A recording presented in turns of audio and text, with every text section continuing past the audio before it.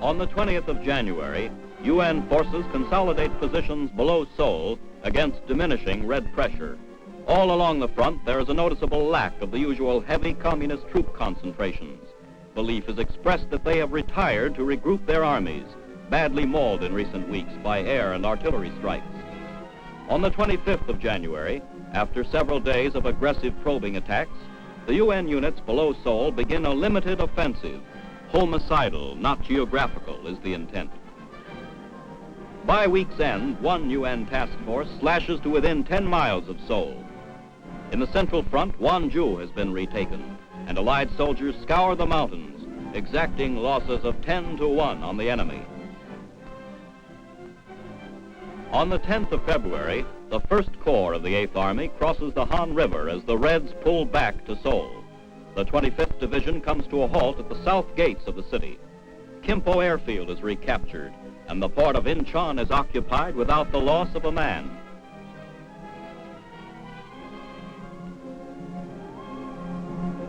On the central front, the 10th Corps continues its action against stiffening enemy resistance. In less than 3 weeks, the Allies' limited offensive has killed and wounded an estimated 73,000 Chinese. On the 11th of February, the Chinese launch their expected counteroffensive on a 30-mile front in the central mountains. Their troops vainly attempt to drive a wedge through the center of the 8th Army's lines. Armored counterattacks smash north from Wonju, and air and artillery increase their hour-by-hour pounding. Finally, north of Incheon, Allied troops cave in the west flank of the Red Drive. By the 18th of February, the Reds' drive has been spent and broken. UN forces have inflicted 33,000 more casualties on the Chinese. On the 20th of February, the Reds have fallen back along most of the 70-mile front. Their total losses for the month rise to approximately 100,000, while UN forces prepare still another killer offensive in their war of maneuver.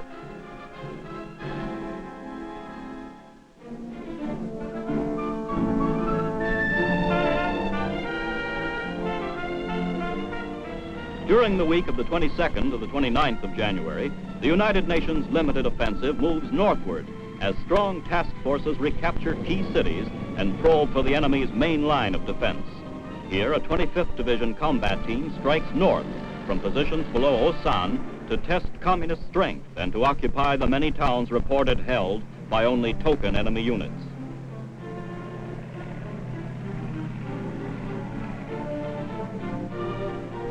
Troops of the 35th Regimental Combat Team enter battered Osan without opposition. After defense posts are established, they push on toward the first day's objective, a village north of Osan. Here, a soldier cleans and checks his machine gun to avoid the danger of stoppages in the wintry weather. Across a frozen stream, the men continue their advance along the road to Suwon. Other UN units to the east move 12 miles above Wonju, while Kumyang-jang falls to Allied forces in an attack highlighted by a bayonet charge of the Turkish brigade. Naval units bombard Incheon in a diversionary raid. UN planes fly 700 sorties on this day, inflicting high losses against the enemy. Though tanks have not recently been encountered in any large numbers, the troops are well prepared for them. As the task force nears its day's objective, civilians coming from the village are methodically searched for weapons. The refugee problem has eased considerably in comparison with the mass flight of hundreds of thousands from Seoul and other endangered cities in the past month, but there are still those who remain in the combat zones between the two armies, keeping UN soldiers constantly on guard against the danger of communist infiltrators. Task force troops move carefully into the war-scarred town, where they will spend the night on the alert for Red snipers and suicide groups. A South Korean interpreter questions two refugees. As the limited offensive goes into its second day, the 25th Division spearhead sweeps across the low hills towards Suwon. The 8th Army, finding little Red pressure to contend with, regains hundreds of square miles in the western sector of the front. An enemy strong point is encountered, and artillery is called for.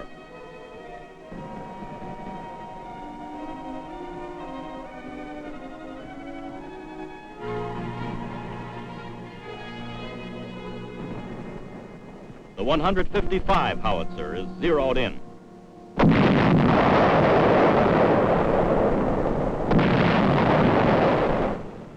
To avoid bypassing red pockets in the hills, the troops leave the roads, searching the countryside and villages. Prisoners are taken, some of the few found in the nearly deserted towns. On the second day of their thrust up the main coastal road to Seoul, the task force enters the outskirts of Suwon, carefully searching every building for concealed Reds. Scattered enemy resistance is quickly cleaned out. Meanwhile, sizable gains are recorded north of Incheon and Kumyangjeong, while the naval shelling of Incheon moves into its second day.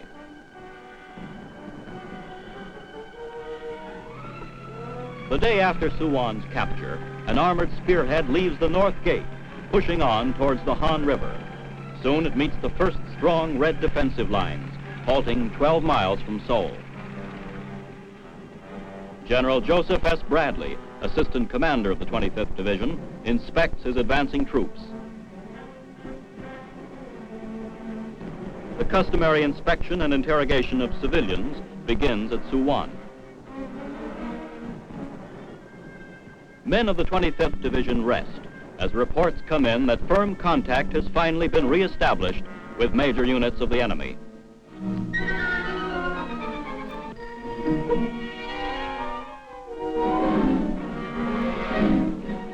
UN troops, in the second week of their limited offensive, battle northward toward Seoul, continuing to forge ahead over the bitterly contested ground north of Suwon. In the new system of United Nations offense, forced by communist hold or die tactics, Allied forces leave the roads and dig the Reds from their caves and foxholes. Enemy dead litter the ridge. Chinese prisoners, routed out of the hills, are thoroughly searched and administered first aid by soldiers of the 25th Division. The face of an American GI expresses the bitter sadness that comes with war.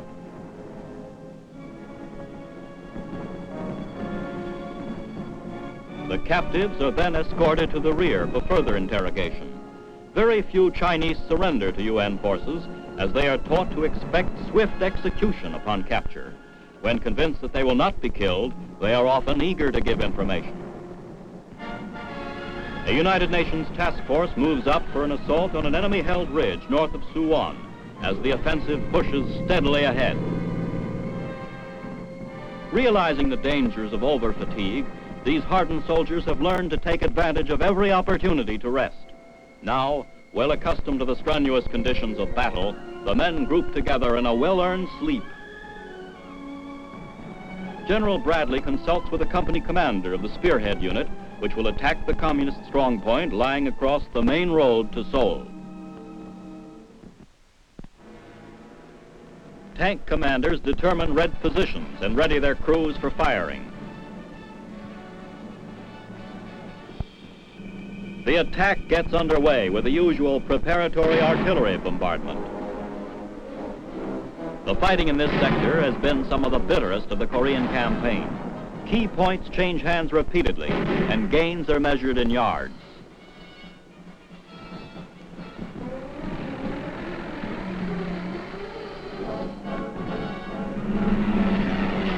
The tanks move up to new positions nearer the ridge and continue to blast away at the communist emplacements. The enemy returns the fire and scores a near miss on one of our tanks. A South Korean 57mm battery adds its firepower to the assault as the bombardment proceeds to soften up the Reds for the infantry attack.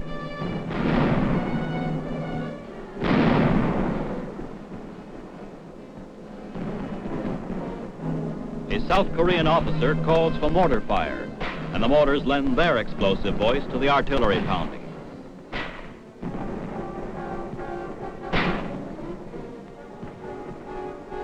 Paced by this support, the column brings the full force of its firepower to bear on the Red-dominated hill. Throughout Korea during the first week of February, observers are noticing more and more the high morale evidenced by the UN soldiers.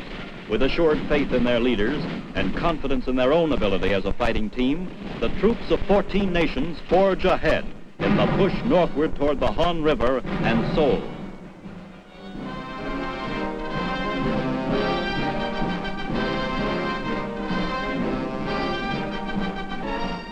On the 10th of February, troops of the 25th Division reached the outskirts of Seoul. The Han River Bridge figures once more in the Korean fighting, and a familiar sign still stands. 3 badly frightened Chinese prisoners are brought in for questioning. Expecting execution, they face only interrogation and removal to PW compounds. Attempting to cross the Han, a patrol is halted temporarily by intense fire from the communists occupying Seoul. Later, another patrol managed to enter the city but withdrew after some limited probing. As the action continues with opposing forces dueling from opposite sides of the Han, other UN task forces are sweeping north and west to occupy Incheon and Kimpo. At the week's close, 4 Allied divisions are at the Han, and Seoul is nearly surrounded.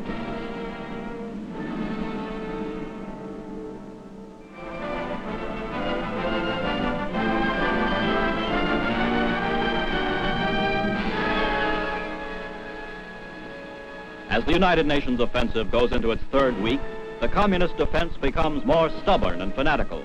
Enemy troops give ground slowly along most of the front in the face of spirited Allied attacks.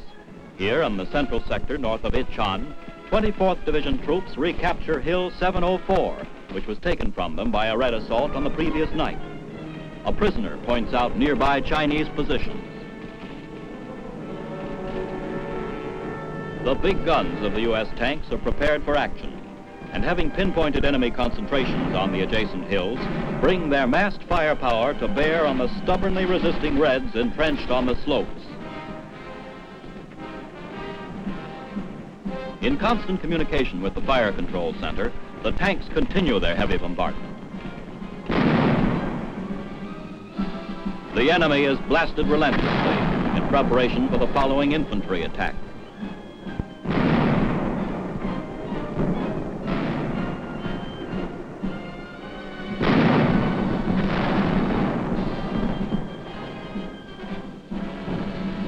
Above Wonju, a flying boxcar delivers ammunition and supplies to the 10th Corps, which is preparing a new assault against increasing Red pressure in the central mountain sector.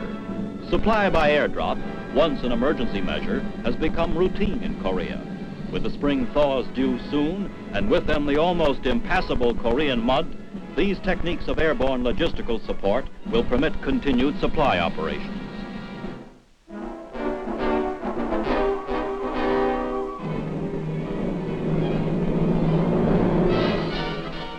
North of Incheon, 24th Division Artillery prepares to open fire on Hill 584, where UN forces are attempting to dislodge a stubborn enemy force.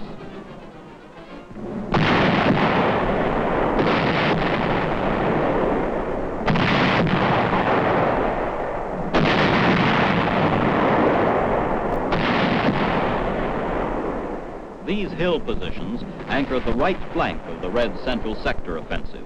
By commanding the heights, UN troops hope to flank and cave in the communist advance.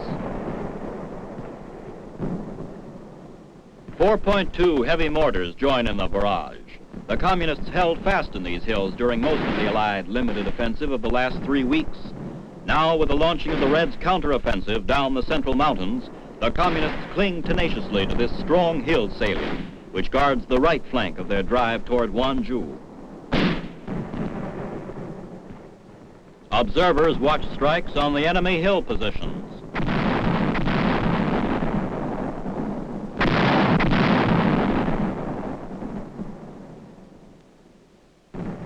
Under cover of the barrage, the men push up the steep terrain towards the objective. Protected by the thick and tangled underbrush, the Reds laid down a volume of small arms fire that causes the troops to slow down in their advance. During the last 10 days, key points in this hill area have repeatedly changed hands, with Allied gains being held down to a few thousand yards. The troops keep watch for snipers, plotting the course to be followed when the assault is resumed.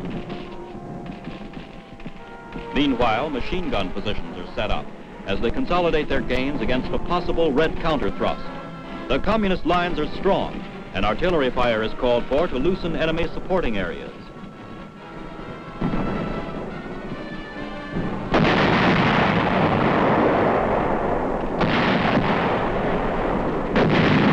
spite of the initial bombardment, the Reds hold firm in their emplaced positions, dominating the heights.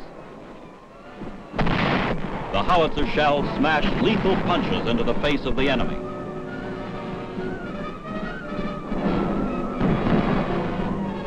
The steep grade slows the advance.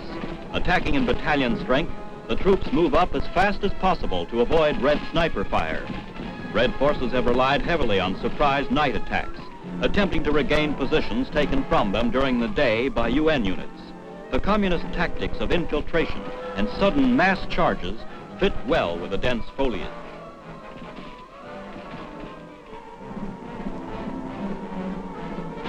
Supporting fire is supplied by heavy machine guns. The attack gets underway. The new assault carries forward to one section of the hill's crest, where UN troops are able to bring fire directly on the main enemy positions in close, rugged fighting.